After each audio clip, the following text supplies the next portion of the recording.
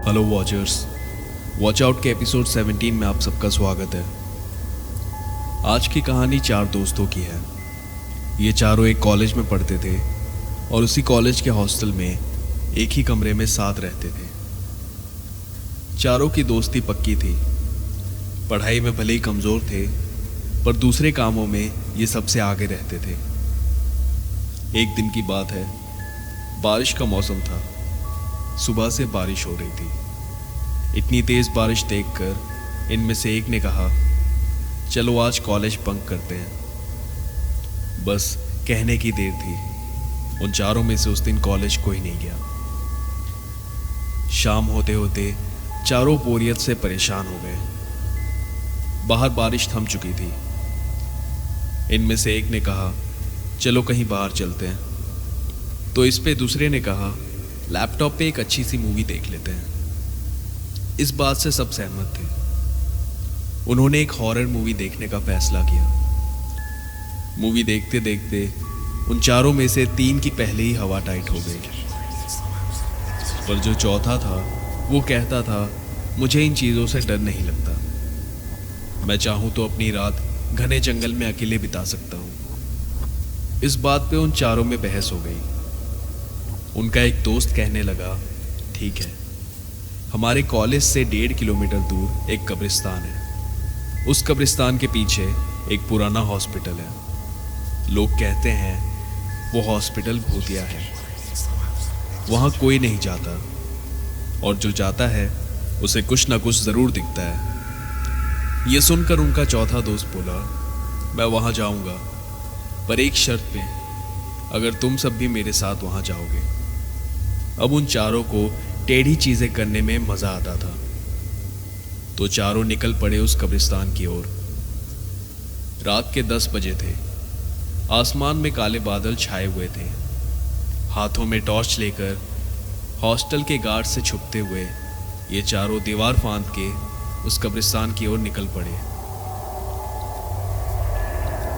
वहां तक जाने का रास्ता भी कुछ कम डरावना नहीं था। घने अंधेरे में घनी झाड़ियों से होते हुए कुछ पेड़ पार करके ये उस कब्रिस्तान के पास पहुंचे। वहां पहुंचते ही उन्हें कब्रिस्तान के उस पार एक बड़ा सा खंडर दिखा। ये वही हॉस्पिटल था। अब उन तीनों को डर लगने लगा। उन्होंने अंदर जाने से मना कर दिया। उनका चौथा दोस्त, जिसे किसी भी चीज़ से डर नहीं लगता था, उनसे कहता है, वहां जाना तुम लोगों के बस का नहीं है। मैं जाता हूं और 5 मिनट में लौट कर आता हूं। तुम बस देखते रहो। ऐसा कहकर वो कब्रिस्तान के बीच से होते हुए उस हॉस्पिटल के अंदर चला गया। 5 मिनट हो गए, पर वो बाहर नहीं आया। देखते ही देखते 30 मिनट हो गए, वो फिर भी नहीं लौटा। अब उन तीनों को घबराहट होने लगी। उन्हें लगा उनका दोस्त खतरे में है। वो उसका नाम जोर जोर से चिल्लाने लगे। कुछ ही देर में उनका दोस्त हॉस्पिटल से निकलकर बाहर आया। उन्होंने उससे पूछा, क्या हुआ, इतनी देर क्यों लगा दी तूने? तू तो 5 मिनट में आने वाला था। अंदर कुछ दिखा क्या? इतने सवालों पर भी उसने कोई जवाब नहीं दिया। उन्होंने सोचा शायद वो डर गया है, तो वो उसे लेकर वापस हॉस्टल में आ गए। इन सारी चीज़ों में रात के 12 बज गए थे। हॉस्टल आते ही वो सब अपने बिस्तर पर लेट गए। पर उन्हें क्या पता था कि ये रात उम्मीद से ज़्यादा लंबी होने वाली है। रात के 1 बजे थे। तभी उन तीनों को किसी के हंसने की आवाज़ आई।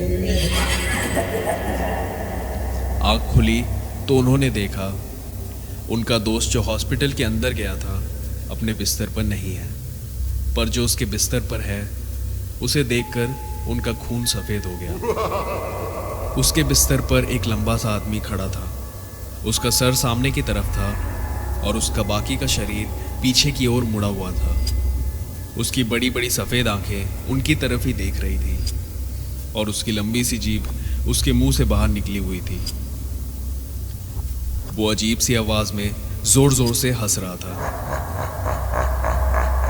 बस अगले ही पल उसने एक जोर की छलांग मारी और खिड़की के बाहर चला गया।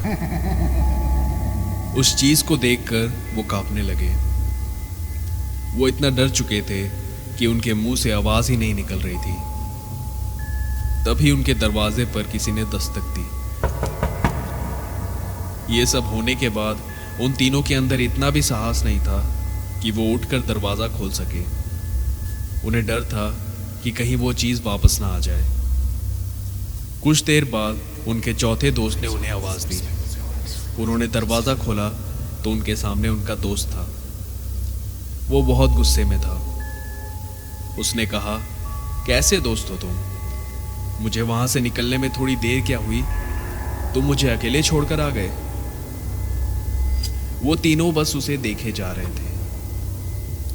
बीते कुछ पलों में उनके साथ जो भी हुआ उसका उन्हें इतना गहरा सदमा लगा कि उन्हें कुछ समझ नहीं आ रहा था।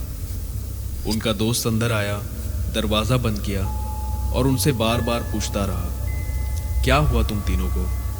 कुछ तो बोलो, मुझे वहां अकेले छोड़कर क्यों आ गए? आखिरकार उन तीनों में से एक ने उससे पूछा, तुझे अंदर इतनी देर क्यों हुई? उसने कहा, मैं उस हॉस्पिटल के काफी अंदर चला गया था। जब मैं वहां पहले माले पर गया तो अचानक मैं ठोकर खाकर गिर गया। मेरी फ्लैशलाइट नीचे गिर गई और बंद हो गई। आंखों के सामने अंधेरा छा गया। कई बार ढूंढने पर भी मुझे लाइट नहीं मिली। एक बार के लिए मुझे थोड़ा सा डर लगा, पर हिम्मत करते हुए मैं रास्ता ढूंढने लगा। गिरते पड़ते जैसे तैसे मैं वहां से बाहर निकला। बाहर घने बादलों के बीच से हल्की हल्की चांद की रोशनी आ रही थी। मैंने देखा तुम तीनों वहां नहीं थे। तभी मेरे पीछे से रोशनी आई। मैंने मुड़कर देखा तो पहले माले की खिड़की पर एक बूढ़ी औरत खड़ी थी। उसके हाथों में मेरी फ्लैशलाइट थी। जिंदगी में पहली बार मुझे डर लगा। मैं अंधेरे में गिरते पड़ते जैसे तैसे यहां तक पहुंचा। पूरे रास्ते मुझे उस औरत की हंसने की आवाजें सुनाई दे रही थी। उसकी बात सुनने के बाद वो तीनों एक दूसरे की तरफ देखने लगे। उन्होंने अपनी आप बीती उसे सुनाई। चारों के चारों इस वक्त सदमे में थे।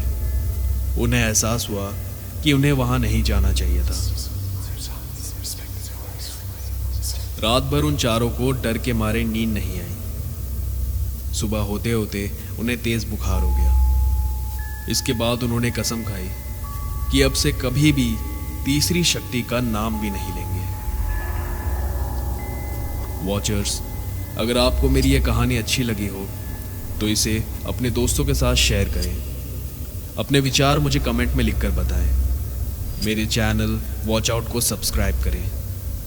मैं ऐसी एक नई कहानी लेकर आपके पास चल लौटूंगा। तब तक के लिए be safe. Her her Mahadev.